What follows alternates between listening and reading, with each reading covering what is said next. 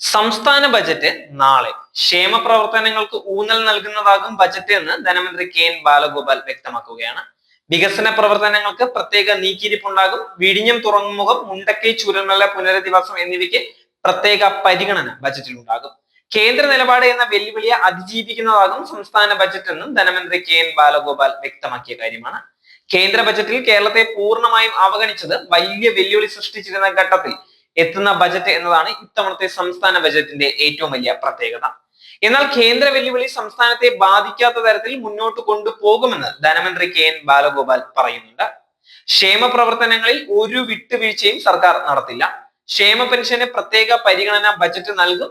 മുണ്ടക്കൈ ചൂരൽമല പുനരധിവാസത്തിന് പ്രത്യേക നീക്കിയിരിപ്പും ഉണ്ടാകും. വരുമാന വർധനവിൽ നിലവിലെ സർക്കാർ നടപടികൾ തുടരുന്നതായിരിക്കും. ജനങ്ങൾക്ക് മേൽ അമിതഭാരം അടിച്ചേൽപ്പിക്കില്ല എന്ന് ധനമന്ത്രി പറയുന്നുണ്ട്. കൂടുതൽ മൂലധന നിക്ഷേപത്തിന് ബജറ്റ് വഴിയൊരുക്കും.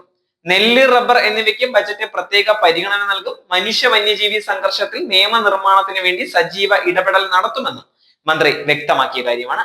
നാളെ രാവിലെ 9 മണിക്കാണ് സംസ്ഥാന ബജറ്റ് കെ.എൻ. ബാലഗോപാൽ നിയമസഭയിൽ അവതരിപ്പിക്കുന്നത്. രണ്ടാം പിണറായി സർക്കാരിന്റെ 5ാമത്തെ ബജറ്റാണ് ധനമന്ത്രി കെ.എൻ. ബാലഗോപാൽ അവതരിപ്പിക്കാൻ പോകുന്നത്. ക്ഷേമ പെൻഷൻ അടക്കം പൊതുജനങ്ങളെ നേരിട്ട് ബാധിക്കുന്ന സേവനങ്ങൾക്ക് പണം വകയിരുത്തിയും വിഴിഞ്ഞത്തിനും വയനാടിനും പ്രത്യേക പരിഗണനയുണ്ട് എന്നുള്ള സൂചനയും ധനമന്ത്രി കഴിഞ്ഞ ദിവസം തന്നെ നൽകിയ കാര്യം തന്നെയായിരുന്നു. നികുതിയേതര വരുമാനം കൂട്ടാൻ നടപടികൾ ഉണ്ടാകുമെന്നും ബജറ്റിന് മുന്നോടിയായി അനുവദിച്ച അഭിമുഖത്തിൽ ധനമന്ത്രി വ്യക്തമാക്കിയ കാര്യമാണ്.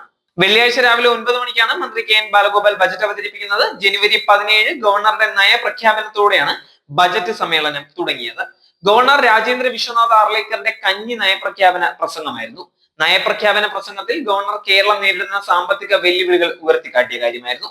പ്രധാനമായും GST നഷ്ടപരിഹാരത്തിന്റെയും ഗ്രാന്റുകളുടെയും കുറവിന്റെ പേരിലും കേരളം സാമ്പത്തിക ബുദ്ധിമുട്ടുകൾ നേരിടുന്നതായി ഗവർണർ ചൂണ്ടിക്കാട്ടിയിരുന്നു.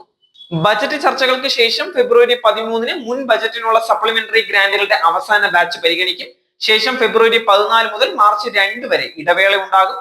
മാർച്ച് 4 മുതൽ 26 വരെ 13 ദിവസത്തേക്ക് വകുപ്പ് തല ബജറ്റ് നിർദ്ദേശങ്ങൾ സഭ ചർച്ച ചെയ്യും.